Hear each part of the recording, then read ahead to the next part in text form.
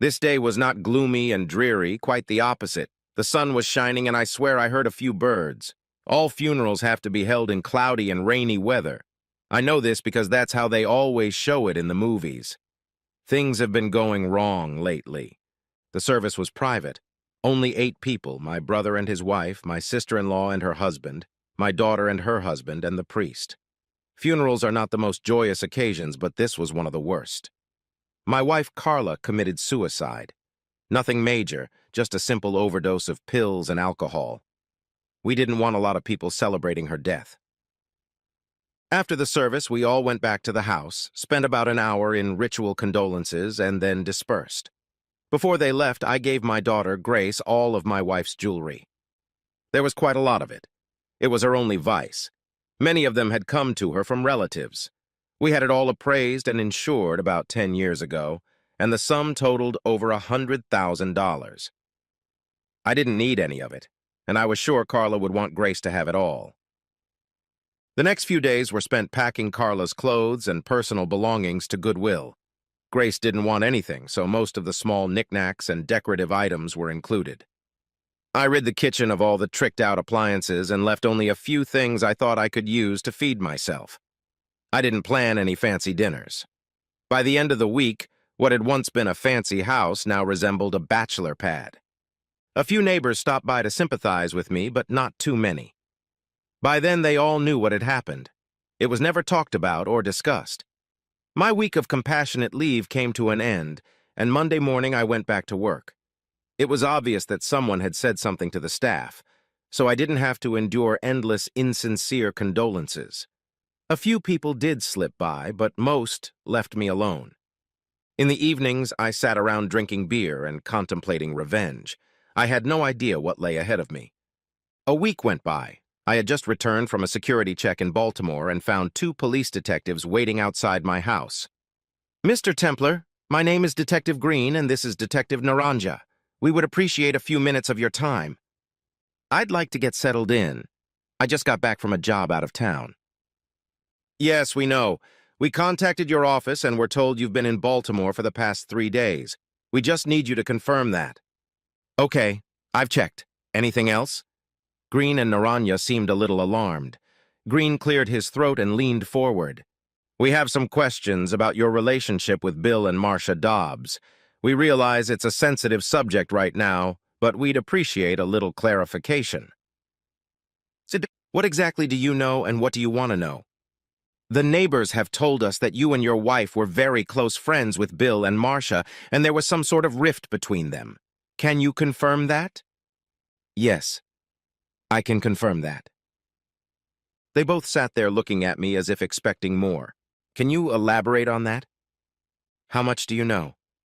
They both seemed to tense up a bit.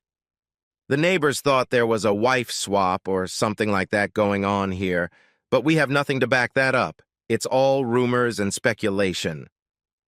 "Okay, I've had enough of this crap. I have to insist that you gentlemen leave. I don't know why you're asking these questions, and I don't want to know. Now get out of my house."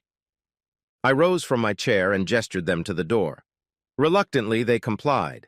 Detective Green turned around before walking away. "Marcia Dobbs was murdered last night. We're just trying to tie up some loose ends. I'm sorry if we've upset you, Mr. Templar. If you have any questions or need anything, give us a call." He handed me a business card as I closed the door. The report in the morning paper explained everything. It turned out that Marcia was on her way home from work, and someone had grabbed her in the building's parking lot and held a plastic bag over her head until she stopped breathing. The rest of the article listed everything the police were doing to solve the crime. The article said they had no suspects or motive. There were no cameras in the garage. It was a good day at work. That weekend at the cul-de-sac was different. I did all the yard work I needed to do and noticed everyone was looking at me strangely.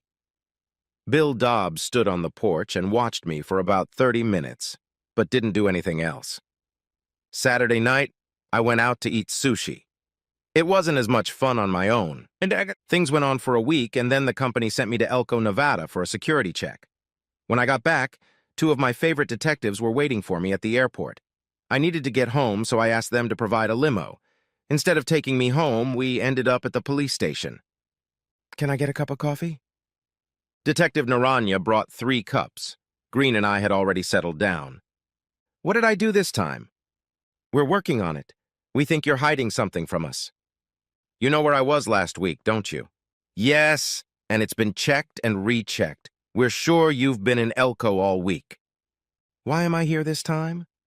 Tell us about your relationship with Frank Crawford. We live on the same block.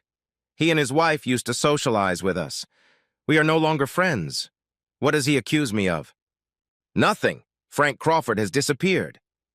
How can that be my problem? We understand that Frank and his wife Sandy were close friends with Bill and Marcia Dobbs, as well as you and your wife. There's that innuendo again. How do you know Frank hasn't gone fishing or something? I'm tired and I want to go home. I'm tired of talking to you. I'll get a lawyer. Next time you want to talk to me, go to him. Mr. Templar, there's something important you're keeping from us. We'll find out what it is, but we'd appreciate it if you'd go along with us first. We have a dead man and a missing man, and we feel that you have something to do with both of these incidents. I'd really like a ride home. In the evening, Grace came in with the biggest surprise of all. Dad, Bill and I took Mom's jewelry to the gemologist's office in Ohio for a new appraisal. The total current value is just under $4,000. That's impossible. The last appraisal was in the neighborhood of $100,000. Donald Curry, the gemologist we talked to, told us that Mom had been to him over a month ago and updated the appraisal. It came in at almost $150,000. He said she had asked for copies so she could carry it around without fear of losing it. She also asked him where the best place to sell the stones would be if she decided to go that route. She left after getting contact numbers for both services. Wow! So in the last month or so, your mother has sold the real gems and replaced them with fakes. What the hell happened to the money?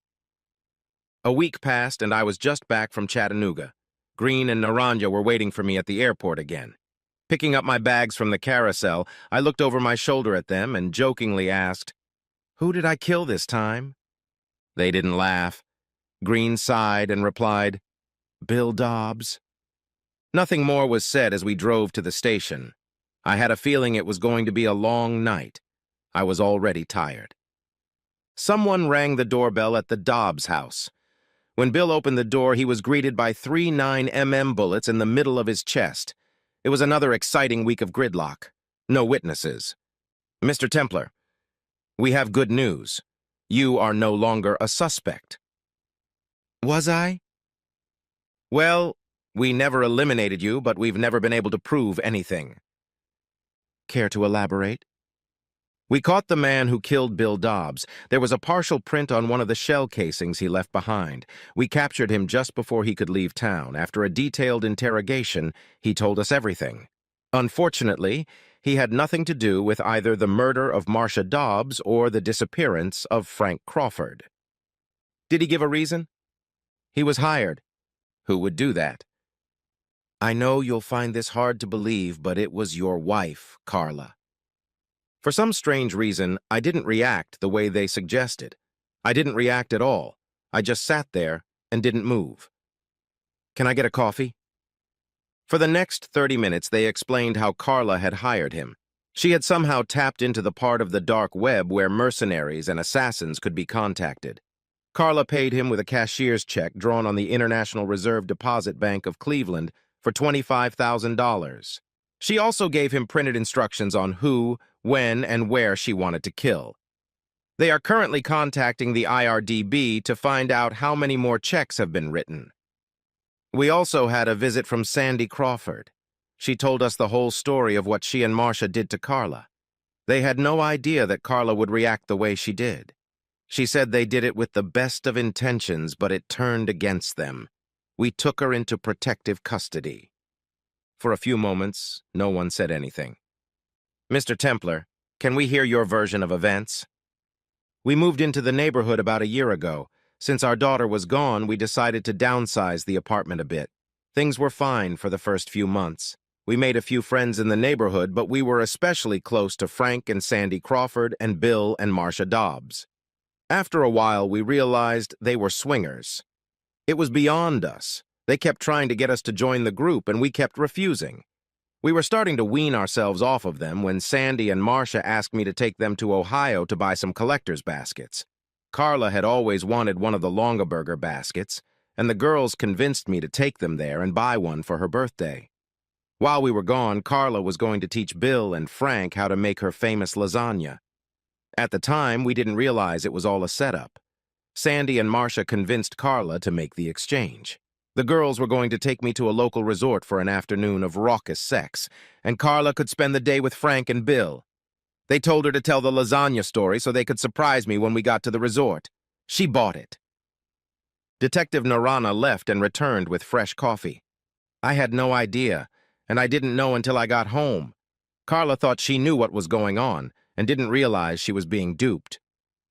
Long story short, I spent the day driving 5 hours to buy a couple of baskets, and Carla spent the afternoon getting screwed by Bill and Frank. How did you figure out what happened? We were getting ready for bed that night, and Carla casually asked me what it was like with 2 girls. I replied that it had been a long drive and that their constant chatter was annoying as hell. She looked at me cheerfully and said she meant sex. Of course, I replied, "What sex?" Now I can see why she was upset. Detective Green sighed. The next 2 hours were pure hell. I finally decided to spend the night in the guest room. Things went downhill from there. What do you mean things went downhill? My wife started to get a little annoyed with the whole situation, and I couldn't blame her. However, she also started to place some of the blame on me. She started implying that I hadn't done enough to protect her. I should have been more perceptive in this whole situation.